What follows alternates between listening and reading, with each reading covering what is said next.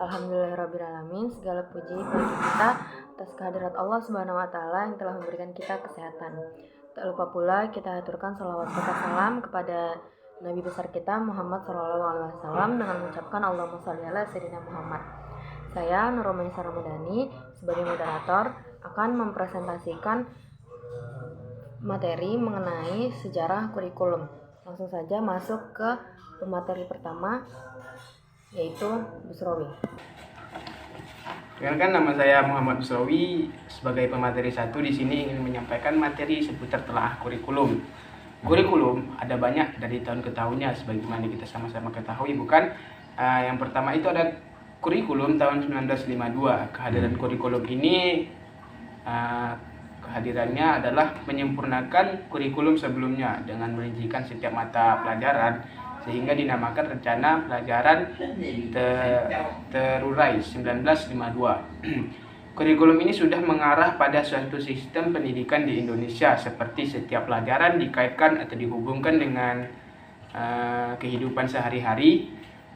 Seluruh mata pelajaran menunjukkan secara jelas bahwa seorang guru hanya mengajarkan satu mata pelajaran saja. Tidak cukup sampai di situ, pada tahun 1964 pemerintah kembali menyempurnakan sistem kurikulum dengan diadakannya kurikulum tahun 1964 yang dinamakan Rencana Pendidikan 1964. Kurikulum ini bercirikan bahwa pemerintah mempunyai keinginan agar rakyatnya mempunyai pengetahuan dan pemahaman akademik untuk pembekalan pada jenjang SD, sehingga pembelajaran dipusatkan pada program Pancawardhana, yaitu pengembangan moral, kecerdasan, emosional, artistik, keterampilan, dan jasmani. Pemateri kedua adalah Titis Wijayanti.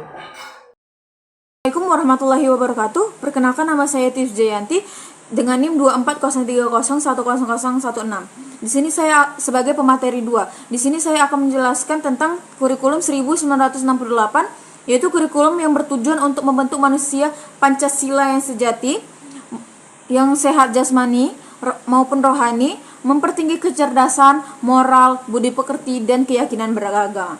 Selanjutnya yaitu ada kurikulum 1975, yaitu kurikulum yang pendidikannya lebih menekankan keefisien dan keefektifan, karena kurikulum ini lahir dipengaruhi oleh konsep manajemen atau MBO, Management by Objective, dengan konsep pengaruh pengembangan proyek pengembangan sistem instruksual atau PPSI pada zaman itu, atau juga disebut dengan satuan pelajaran. Selanjutnya materi ketiga dibawakan oleh Fahrina. Assalamualaikum warahmatullahi wabarakatuh. Perkenalkan, nama saya Fahrina Adhawiyah Harap dari kelas Q2 dengan NIM 24030100043. Di sini saya sebagai pemateri ketiga dengan menjelaskan kurikulum 1984 dan kurikulum 1994. Di kurikulum 1984 ini sering disebut dengan penyempurnaan kurikulum 1975. Kurikulum 1984 berisi yang pertama itu mengusung skill approach, pendekatan keterampilan, yang mana setiap pelajaran itu dikembangkan menjadi keterampilan. Yang kedua, siswa sebagai subjek. Apa yang dimaksud dengan siswa sebagai subjek? Ialah siswa yang berperan sebagai pelaku utama, yang mana siswa itu mengamati sesuatu, mengelompokkan sesuatu, mendiskusikan sesuatu, hingga melaporkan.